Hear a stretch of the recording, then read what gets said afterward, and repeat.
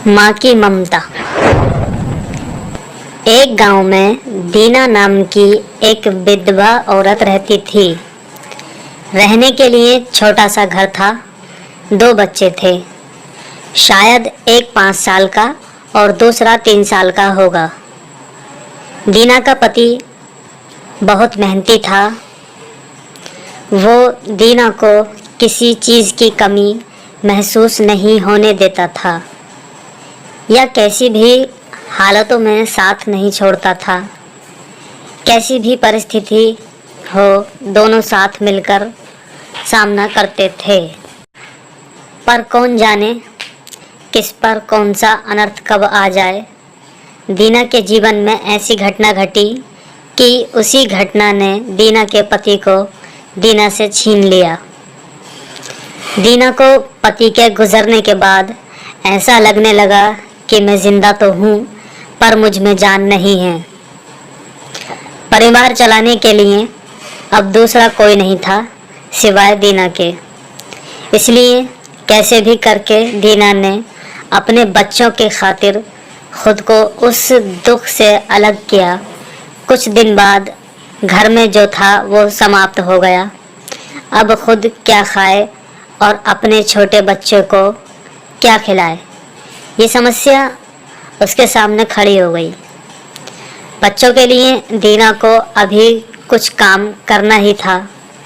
इसलिए दीना अपने दोनों बच्चों को साथ में लेकर जहाँ काम मिलता वहीं जाया करती थी और दिन भर मेहनत करके जो भी मजदूरी मिलती उससे अपना और अपने बच्चों के पेट भरती थी। ऐसा ही समय बीतता गया और चलता रहा। लेकिन एक दिन दीना को शरीर में थोड़ी कमज़ोरी महसूस होने लगी। फिर भी वह काम पर गई। ऐसे ही 2-3 दिन दीना काम पर जाती रही,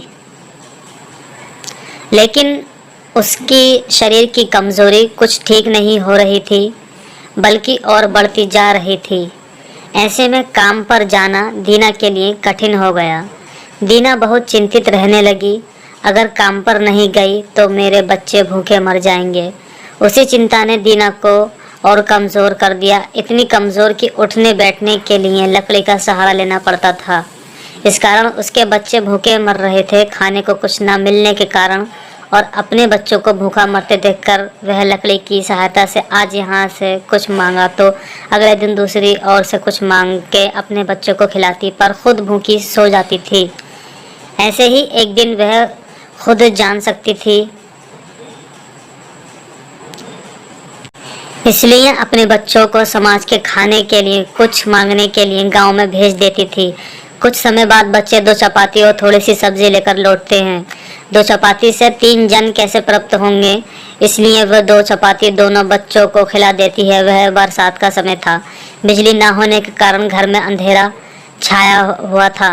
अंधेरे में ही वह अपने बच्चों को एक कमरे में सुला देती है और वह दूसरे कमरे में जाकर सो जाती है। रात को तेज़ बारिश होती है और बिजलियां ज़ोर से कड़कड़ाती हैं। दीना को थोड़ी आराम मिलती है, इसलिए वह गहरी नींद में पड़ जाती है।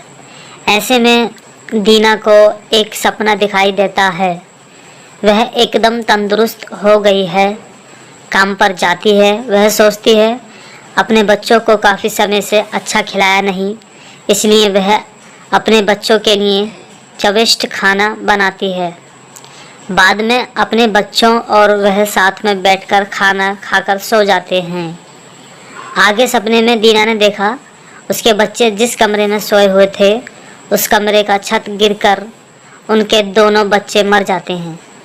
सपने में से दीना एकदम उठकर खड़ी हो जाती है, जान में जान आ जाती है और अंधेरे में ही अपने बच्चों के कमरे की ओर चल पड़ती है। कमरे में जाकर अपने बच्चों को देखकर दीना चैन की सांस लेती है। उसी समय दीना को शरीर में ज़्यादा कमज़ोरी महसूस होती है, जिससे वह नीचे गिर जाती है और फिर वहाँ से उठ ही नहीं पाती है। चैन की सांस दीना की सांस ले लेती है।